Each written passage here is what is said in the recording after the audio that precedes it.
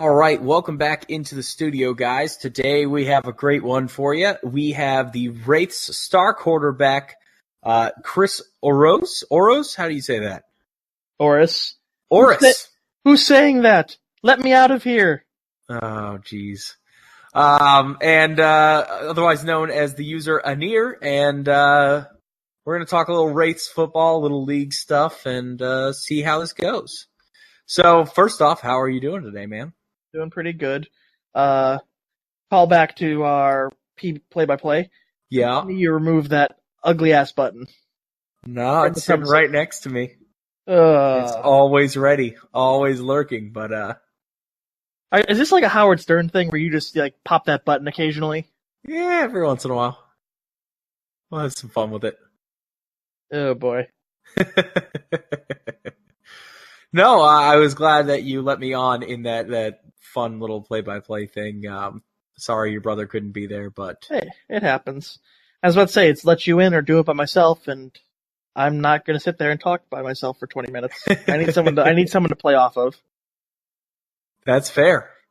No, it's foul. Well, God damn it.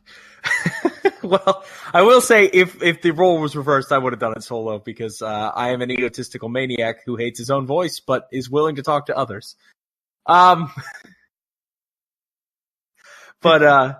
no, let's go back to that. That was what game was that for you? That was the game against the Hawks, right? Yes. Yeah, which was a big win for you guys. Oh yeah, and then we followed it up with the loss against the Outlaws. Now, the I mean, Outlaws, they're beating everybody, but it's still, when you're in a dogfight for the division, it hurts. Yes, definitely. And, we'll get into this a little bit later, but definitely affected by missing Mr. Axelson as your tackle. Yeah, although when I looked at it, it didn't look like it was as bad as I thought it might have been, if that makes sense. I guess, yeah. I mean, so I expected to have just get my crap pushed in like season 1, season 2 was happening.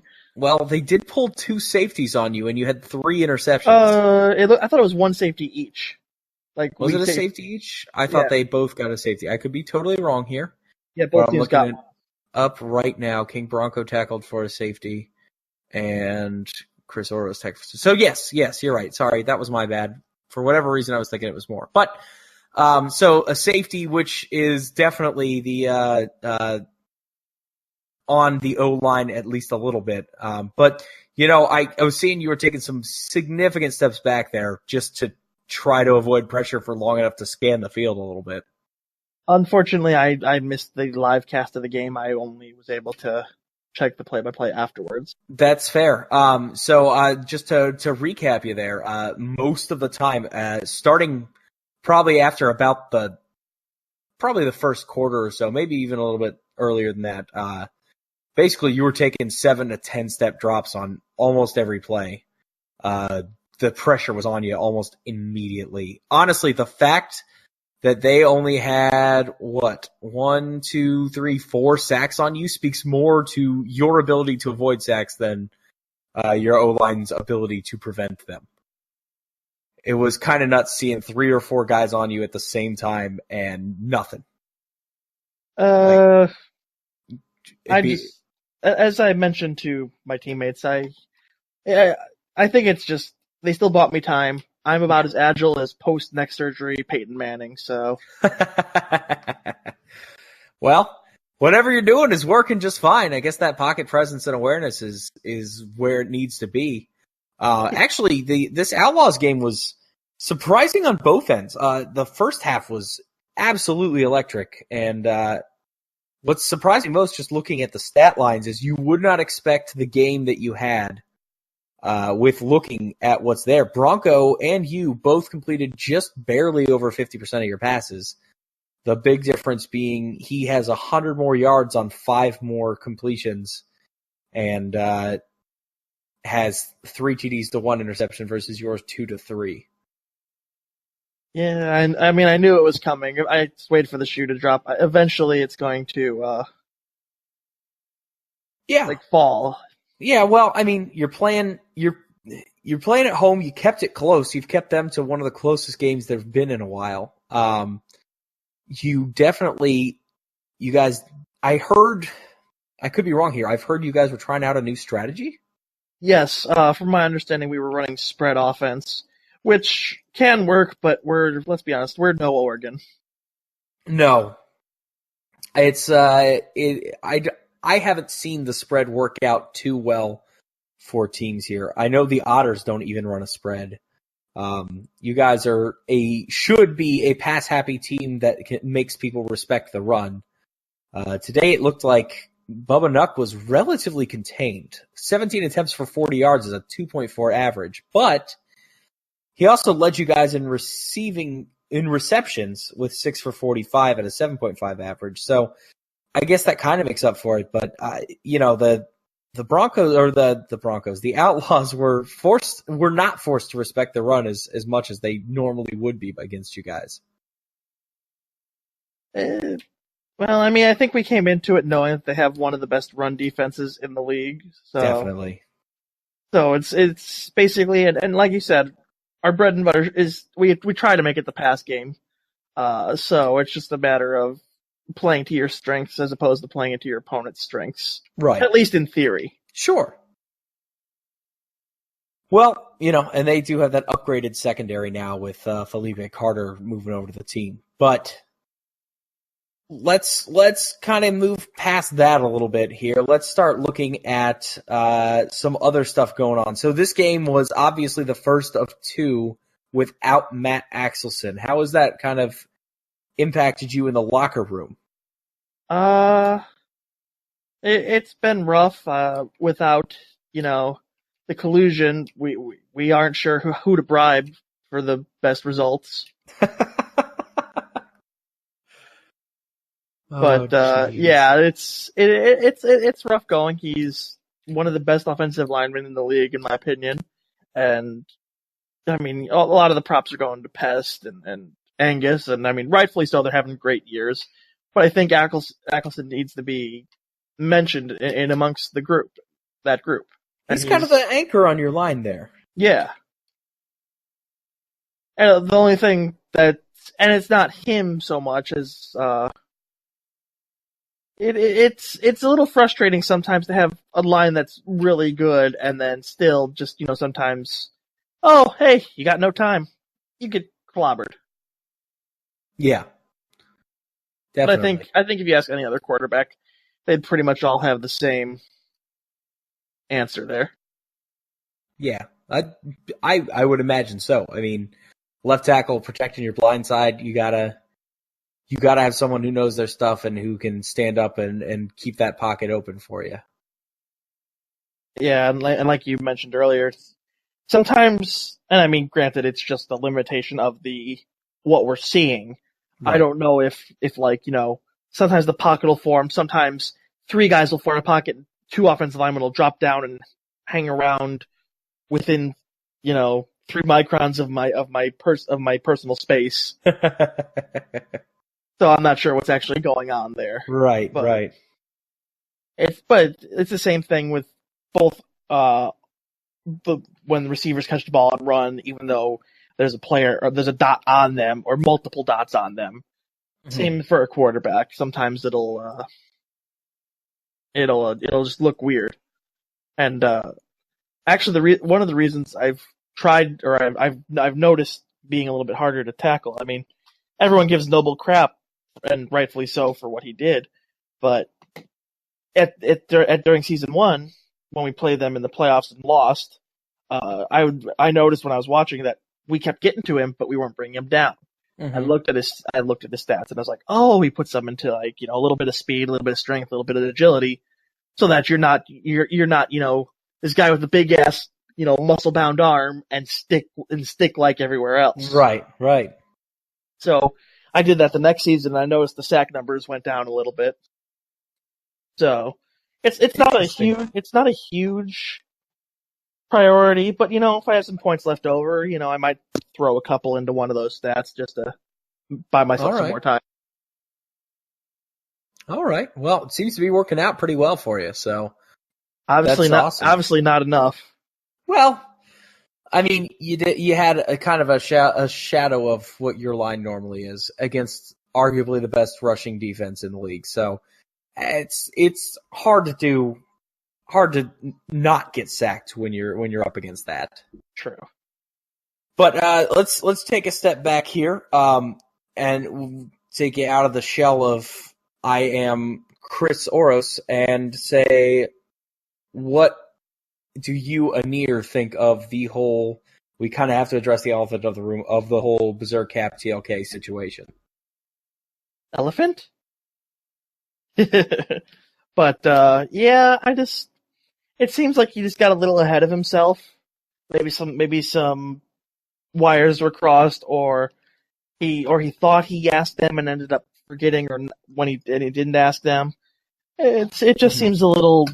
I mean, it sucks, but that's why you have to be exceptionally careful in these situations. You don't want to be caught with your pants down, relatively speaking, and get slammed for this. Sure.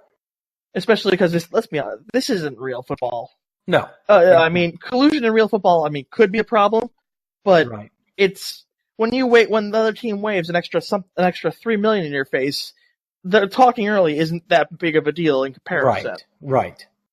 This, let's be honest. The money really doesn't mean anything. Right. You could use a little bit to make your player better, but you're going to play where you want to play, and in that case, a head start may make the difference. And it's just some people say it wasn't a big enough punishment. I think it was a solid punishment, especially because it was kind of as opposed to other collusion cases, like we're trying to get you away from someone.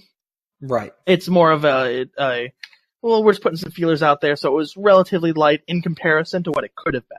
Correct. Yes. Yes, there was obviously, there's more to the story than what I think the public at large knows, but for the most part, this was not seen as heavy tampering. There didn't seem to be hey, if you hold out on your contract extensions or if you request a trade, you will get this position. It was just kind of hey, what do you think? And so I believe the head office acted with that in mind, not that this was a malicious attempt to take a player away from a team without the knowledge of the GMs, but more of two people talking and overstepping their bounds more than anything else.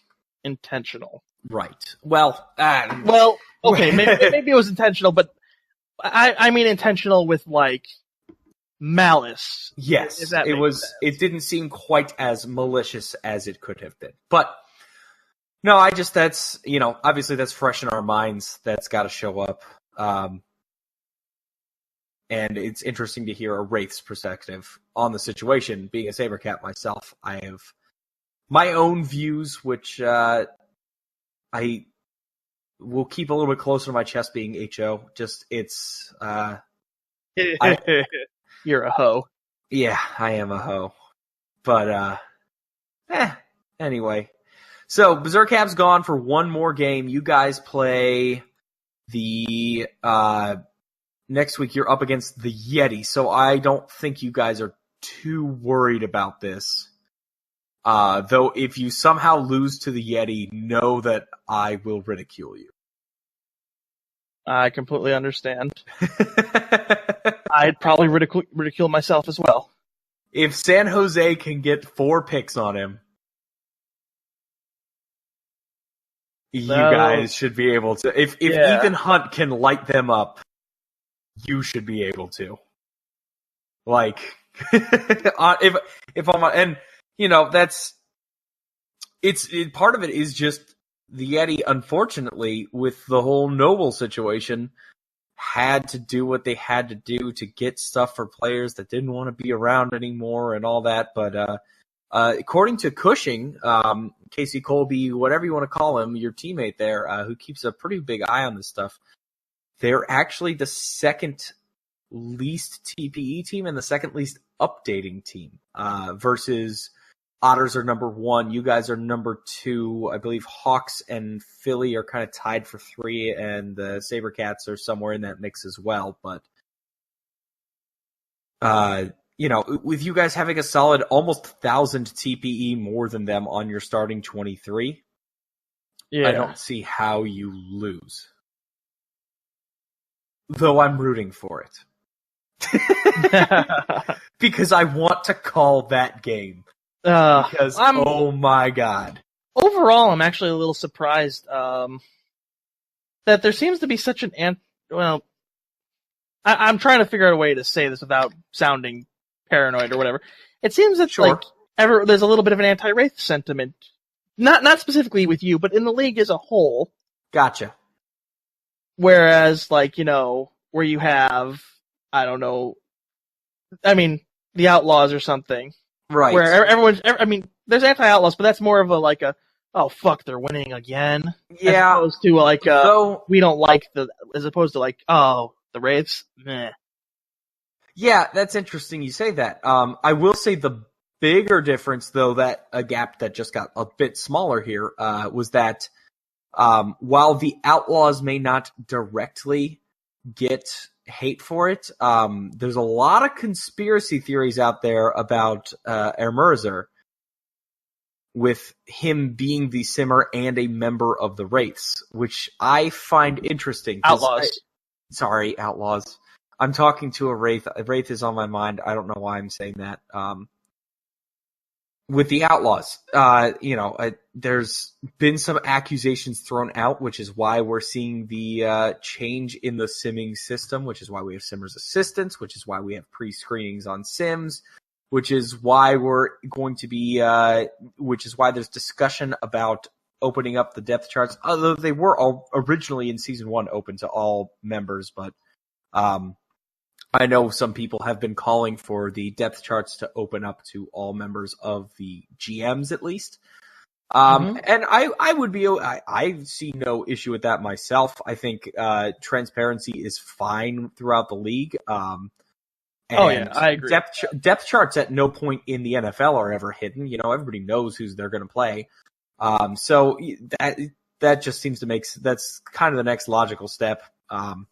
It requires almost no effort on the league's part to make that active. But, so I guess the Outlaws as a whole, what I'm getting at is they may not as a whole get the hatred or accused of cheating, but poor definitely does. I honestly feel bad for the guy because I always thought that was some of it is fake, but snicker.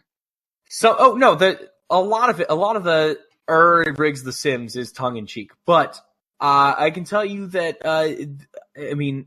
without going into significant detail or really any at all, the HO does get complaints about. And this happened before I even got in there. But the HO definitely does receive complaints from time to time from players who are thinking that he's rigging it for some reason. I don't know why he would.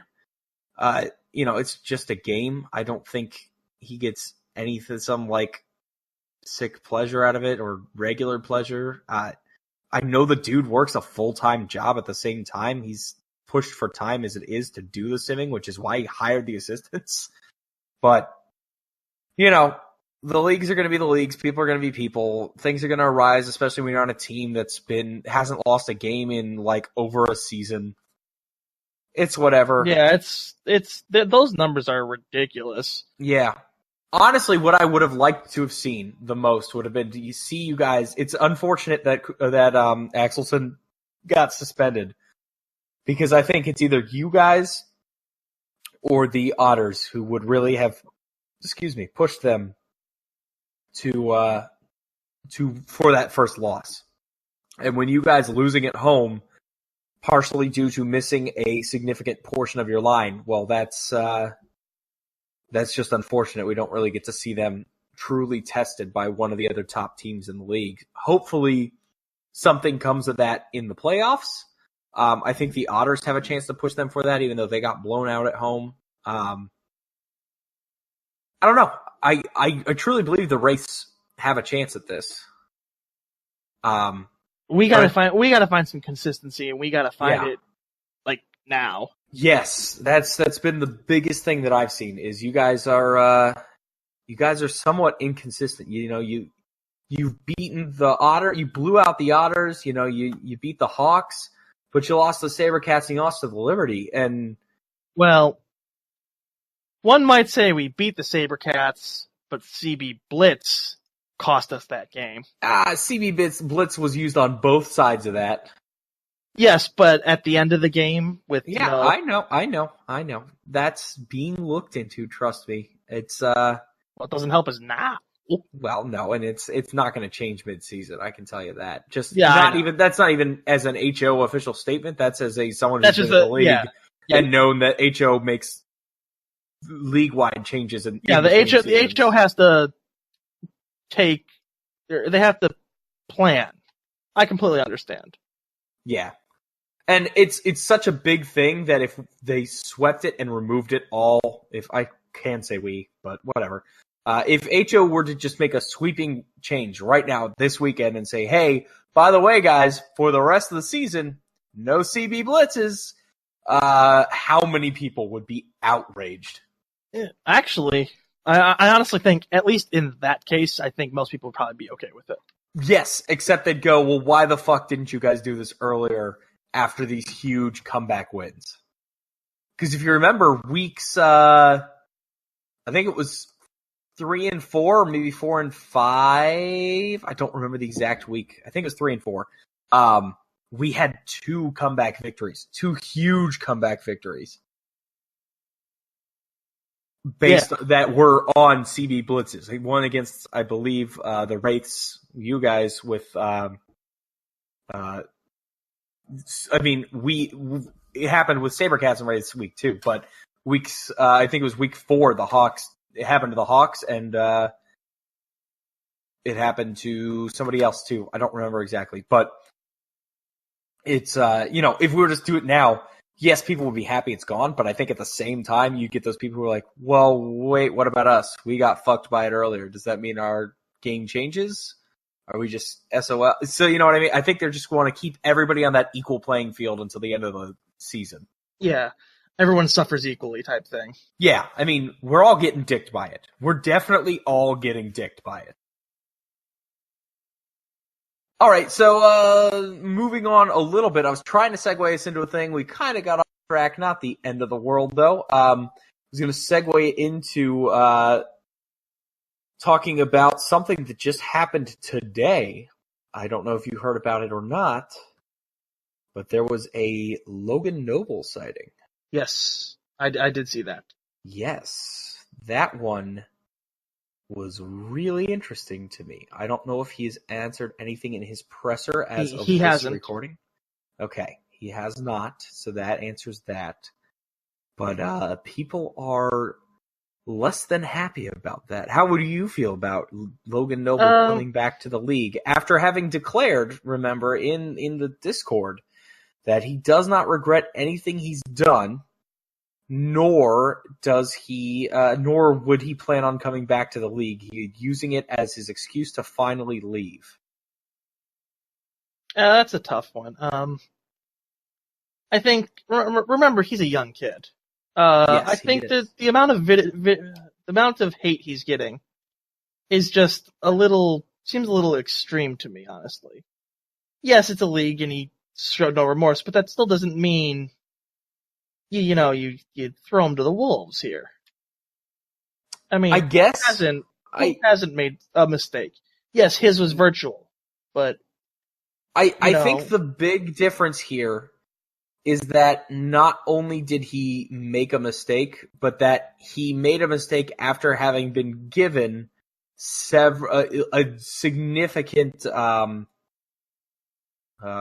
second chance, I guess would be the best way to put it, because he was a known multier from the SHL. He came into the league. There was concern about him coming into the league and causing issues, and was eventually granted that HO position and head updater position, and then immediately abused that power. For me, it's at what point do we stop giving him second and third and fourth chances? That is very true. I mean, I agree with you can't keep giving him unlimited chances, but there also has to be a point in where, you can't just, spew all the hatred. And yeah. I think a lot of people didn't get closure. He popped up, this happened, and he was gone. And he said a couple of angry things on the Discord, and people have had this kind of pent-up rage that there was this much corruption from someone. But I don't know. It's an interesting situation to me. The other one I want to say is, I mean, if you really wanted to punish him, yeah, at least from my perspective, right, leave it open for him to come back. Make him make a new player. Like Logan Noble, the agent. He's sanctioned, whatever, has some issues. Right. Logan Noble, the player, he's done. I mean, that's definitely an interesting one. Because then you don't have to worry about, is he gonna, because I mean, I remember one of the things people were saying is, what did he lose, 73 TPE or something like that? Yeah. Which, let's be honest, that's not a lot. It could have been more. Right. But then you have, and he misses a season, but he's still at almost 500 TPE. Like, even if he comes back at current player, right, he's gonna have what? Crap. He'd be up the top. I don't know how much Boss has. I know I've just passed the 400 mark. I guess the point is he's still significantly in the running as one of the best keepers in the league. Yeah, so it's just, you're kind of like, well, I mean, if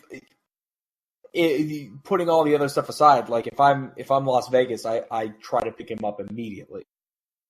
Yeah, well, it really depends. Is he going to stay with Yeti, or do they declare him a locker room cancer and say? Well, it's kind of hard to be a locker room cancer when you're not in the locker room to cause cancer. Right. But he is the reason a significant amount of Yeti players left the team.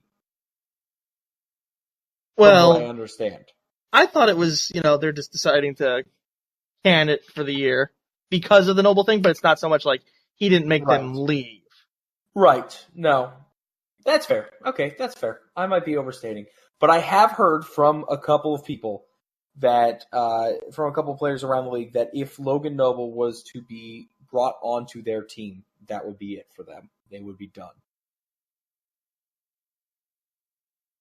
And that's an interesting thing. Like it could be harsh, but I can kind of understand where they're coming from. This is, and you kind of have to take like that. So we have our player personas, and then we have what the manager most of us know as like the manager or the user persona or whatever. That I think a lot of us have gotten to kind of know through media pieces and other stuff. Yeah. And through posts throughout the forum, people just kind of get this, well, this is how they are on the forums and stuff. And I think there's a separate persona that people have on the Discord as well. I think that's like your second level, but we have to take a step back to the third level, the real life level. These are real people who are doing this for fun. And I think when you look at it from that perspective, this is a bunch of people went, well, I'm not getting paid to do this. I'm just here to have fun, but it is work for me too a little bit. And here is someone who had a bunch of power, abused it, got all the stuff that I have to work hard to get for free, and felt no remorse about that. And it's just kind of ruining it for the rest of us. So they're looking at it as, I don't care that he's only 15 or whatever. He made a conscious decision to spoil the game for everybody else, and I don't want to be around somebody who has the attitude where that's something they can just do. Yeah, the attitude is a definite worry. And so, and that's where I get where they're coming from. And, I think a lot of the people who are pushing for harsher punishments are from the SHL, who know him from there, who were upset at him from there, and who know the much stricter policies of the SHL. I'm not familiar with them off the top of my head. So. I'm not either, but just to put it in comparison, in a scenario similar to the Berserk Cap one happened in the SHL. Very similar, almost identical. And the punishment that they put on there was like a full season suspension for the GM, loss of their next 2 or 3 first round draft picks, a like $100 million fine to the team or a $10 million fine to the team or something. And one other thing. It seems to be very over the top. And you said it was the axe down. A similar situation where there was just like almost identical. Okay. Yeah. More than a misunderstanding, because that is what happened. That is what happened in this situation, was somewhat more than a misunderstanding, but in a similar vein of a GM did reach out to a player who had shown interest, kind of thing. I say similar because I read the thing, and it, like I said, similar. Not exactly the same, but similar kind of thing. And yeah, that was, I mean, they threw the book at him. Well, as long as it's not a Tolstoy.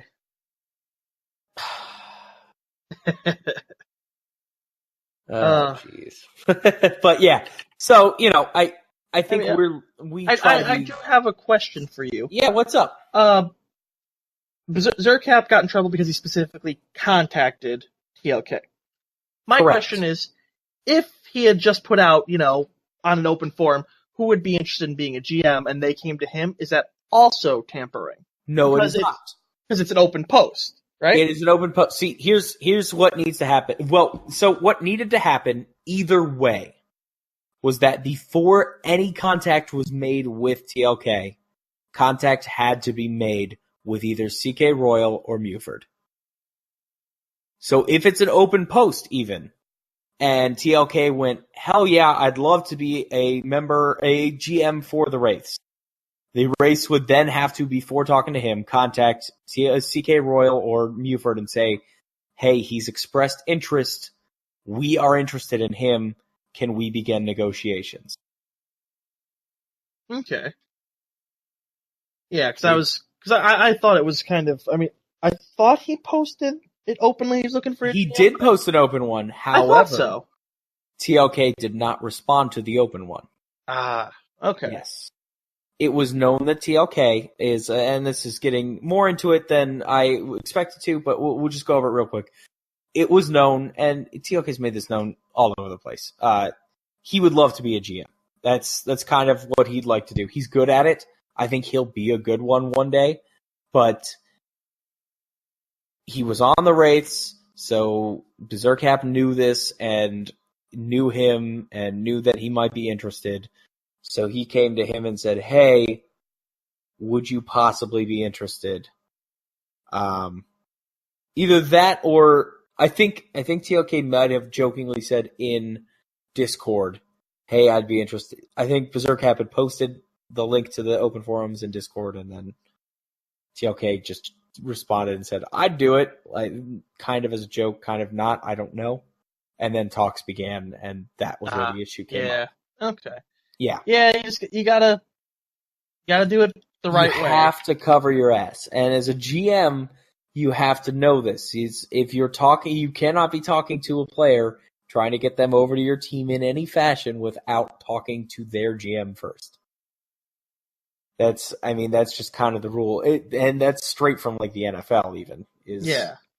You can't begin contract negotiations with another player before talking to the GM of that team for a trade. Yeah. So, I understand that. Yeah. So, yeah, if you're curious, that's kind of what happened. It was an unfortunate situation. Yeah, lack of foresight. Yeah, it hopefully won't happen again. If it does, trust that the HO will start coming down harder. Yeah. If anything, this was kind of a warning to everybody. Hey, watch yourself. We are paying attention. We will be looking. And if you are a player and you believe that somebody is trying to tamper with you, please let your GM know. Please let the HO know. It is a big deal. And it's not as fun for the league if a player just up and decides to go because he thinks he can do something better somewhere else. And that's not a shot at TLK. That's saying anyone, anywhere. If you think that, hey, I'm like the number 2 guy here, but I could definitely be the number 1 over there, and you try to get their attention, no.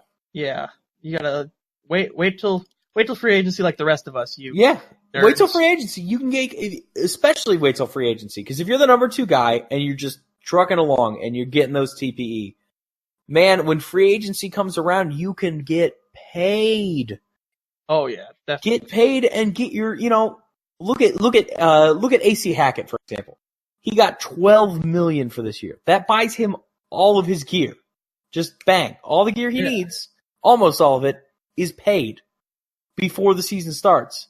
Now all he has to do is get $1 million a week. Which is easily done. Which is so easy. 600 words a week is all he has to write.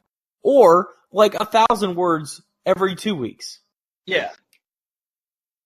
It's super easy. If you don't think you're making enough, see if you can get a job within the league. A lot of them pay pretty decently. They always need help everywhere. I know the updaters need help all the time. GMs and HO are getting paid now.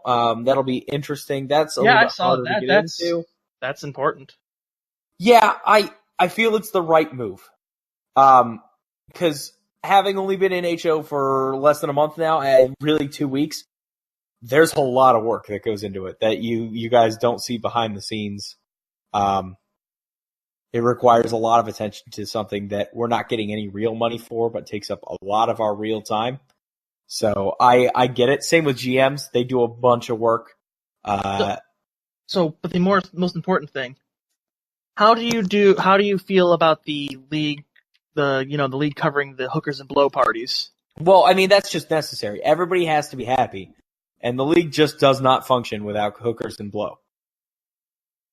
That's a necessary expense of the league. I think somewhere in the range of $500 million a year goes into the hooker and blow parties. I mean, it depends how much Garden is bringing to the table. That's true. That is true.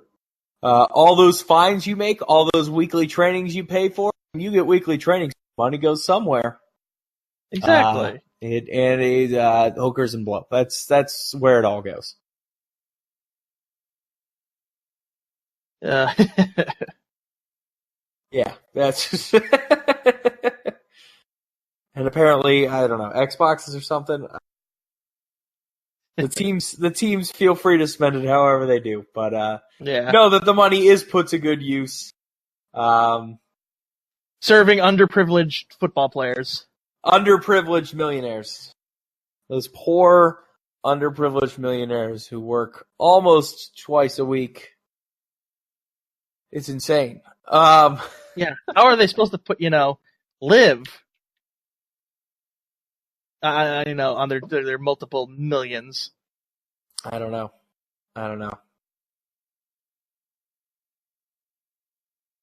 All right, so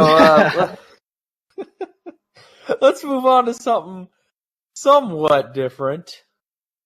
And now something completely different. Yeah, probably completely different here. Oh, this is why you shouldn't drink and do podcasts. If you're not drinking and podcasting, you're not doing it right. That's true. I have not been drunk for all of my podcasts. However, just most of them. I have had drinks during more than one of my podcasts.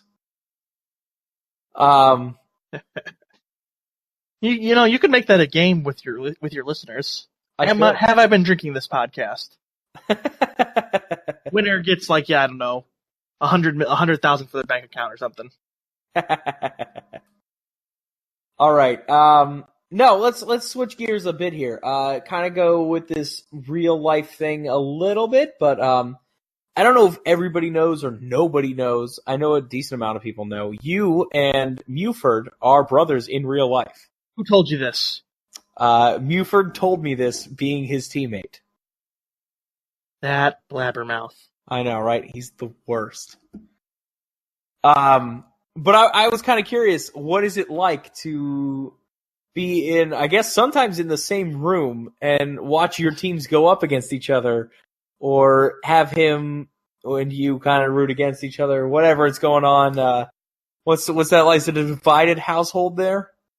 Well, we're used to it. He's a Sox fan. I'm a Cubs fan. So, there's history for that. Gotcha. And yeah, he's usually in the same room. The way our setup is, we have two desks that are at opposite ends of the room. So I'm facing one way, he's facing the other way. So if I want to talk to him, I have to turn all the way around to look back there. It sounds so difficult. Yeah, we're on swivel chairs.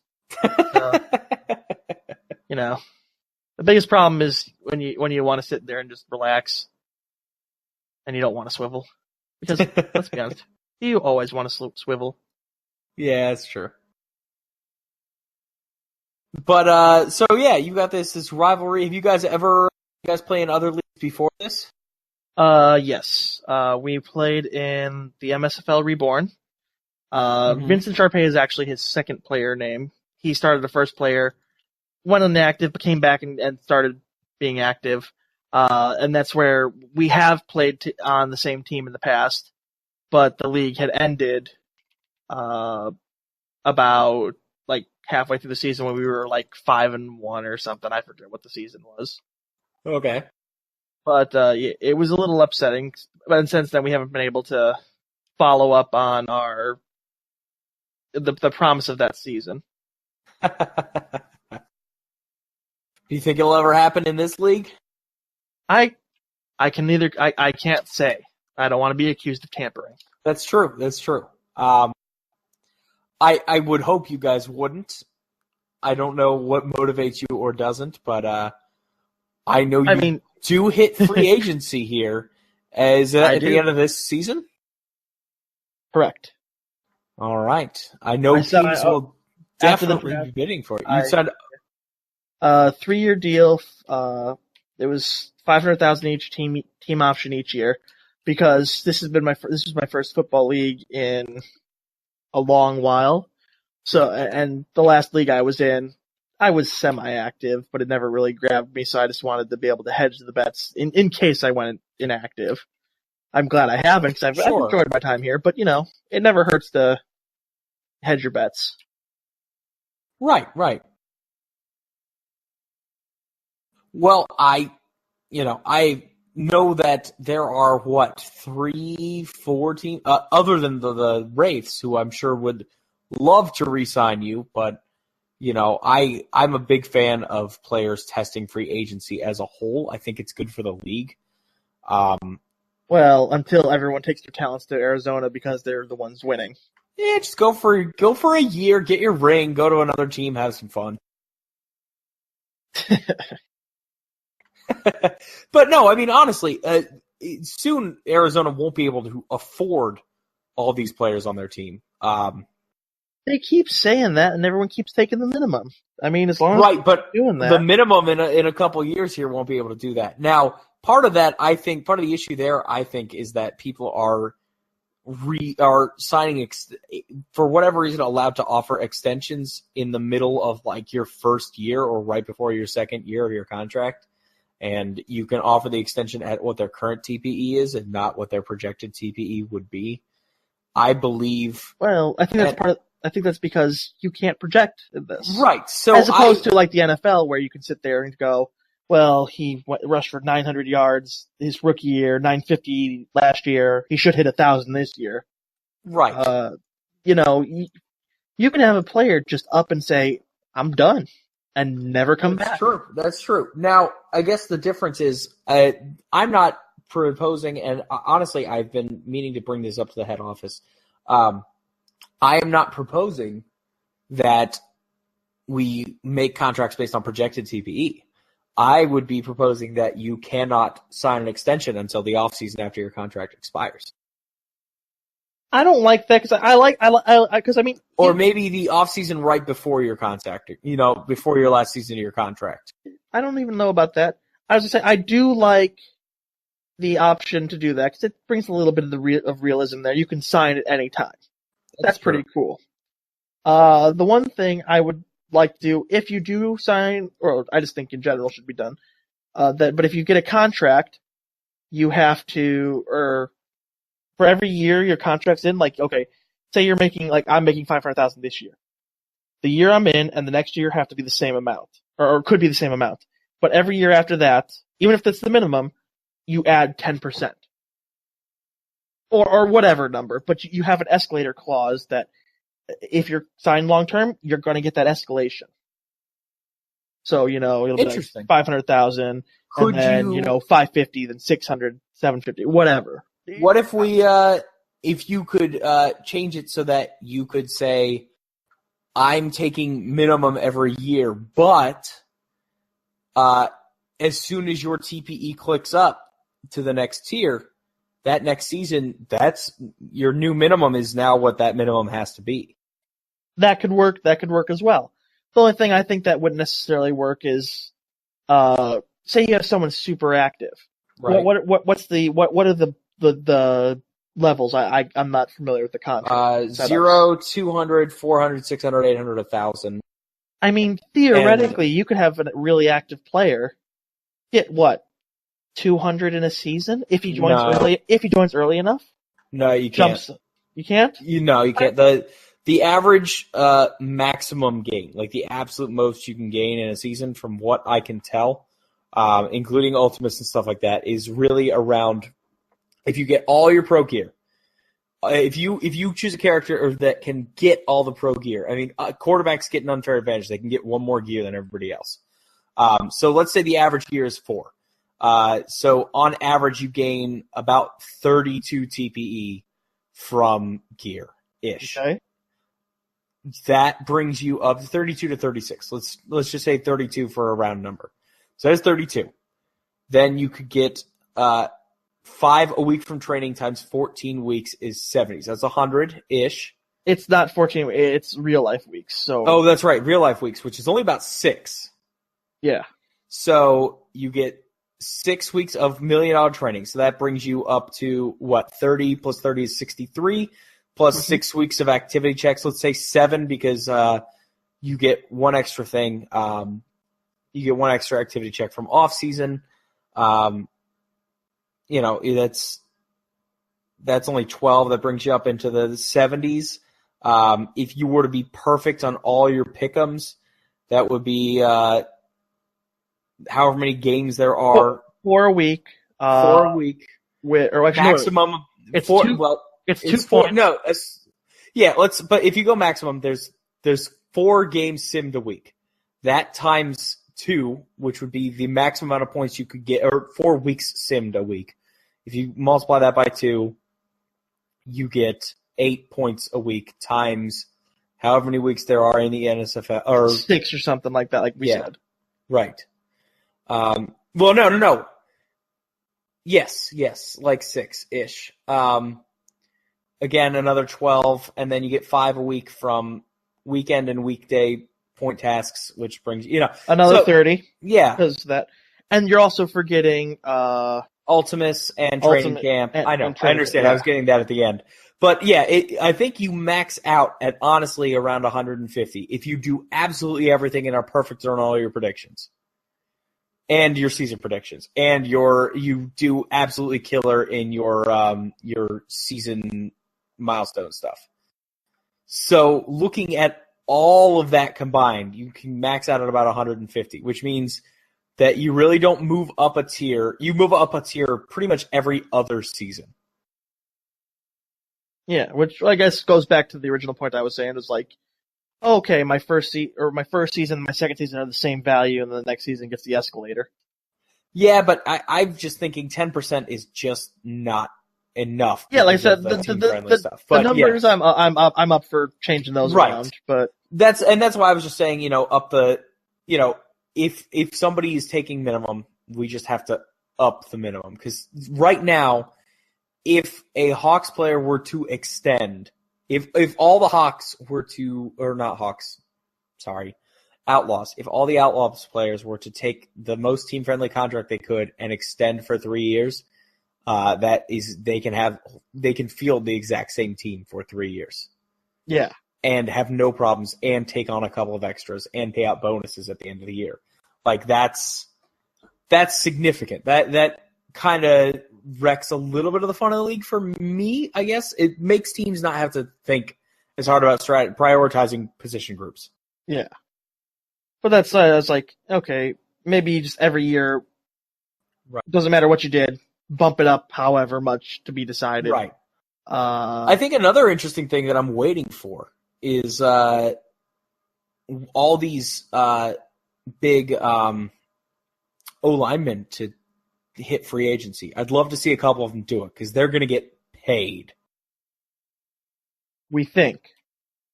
Once again, we go back to the, are they going to take maybe? Are they going to take a friendly deal? Yeah, it's true. But I guess, for them, it depends on what they're looking for. If they're putting out a ton of media and that's not a problem for them, then yeah, they'll take a team-friendly one. I think for some users, the ability to do what Hackett did and get your gear covered up front for 3 years, even if you take $8 million a year for 3 years, which is a big contract, but if you're the number one overall O-lineman available on free agency and a team really needs to up their O-line, that's you get 2 pieces of gear paid for. Now, or you get all of your weekly trainings for the season paid for, and you don't have to do any media for a season. Yeah, that'd be a huge thing. That's a time saver. That's big. That means you just do tasks, you just knock out the easy stuff, and whatever. Yeah, the funny thing is, though, for the most part, the media spots aren't that bad. No, they're not. I'm not saying they are, but, for some people, that might be either motivate them to stay more active, although if they're getting $8 million, they're probably already active. But it, I don't know. It seems like it could be an interesting thing that we start seeing. That I hope we start seeing. I was going to say, I don't know if we can make a call on that one way or another, at least until after this offseason. Yeah, this offseason is huge. This is the biggest free agency right now because most players signed a 3-season deal. I don't want to sound alarmist, but say, nothing really big happens in the offseason. All major players stay on their teams, whatever have you. I really think if that's the case, this league may have some activity issues in the future because who wants to do all this just to play second fiddle and get their ass kicked in the Ultimus? Right. I mean, it's like, what NSFC team is, sacrificed at the altar this year? Right. Yeah, that's kind of my thing was, that was part of my issue with the Yeti's fire sale that ended up with the Outlaws just fleecing them was we just made the best team in the league even better. And part of my wanting to make contracts change because once the Outlaws have to start thinking about their contracts and they can't just have everybody on a league minimum, then we start having issues. There is one thing I was thinking of that could work with that. What?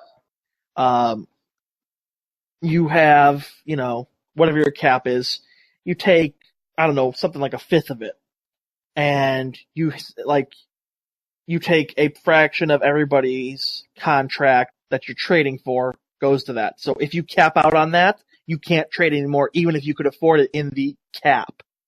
It's like, dead money that you would normally get. Or kind of like the NFL, where it's like, you sign him to a 5-year, $40 million deal, $10 million is bonus money. If you trade him, that $10 million stays on your cap. You're no longer on the hook for his salary, but you're on the hook for the bonus money you paid out, and that's dead cap against your your money. And then after a certain point, you're gonna cap out on that and just be like, well, I can't make any more trades. I don't have the space allowed. Right. And I mean, maybe it wouldn't have stopped the Yeti fire sale, but it might have limited it at least. Right.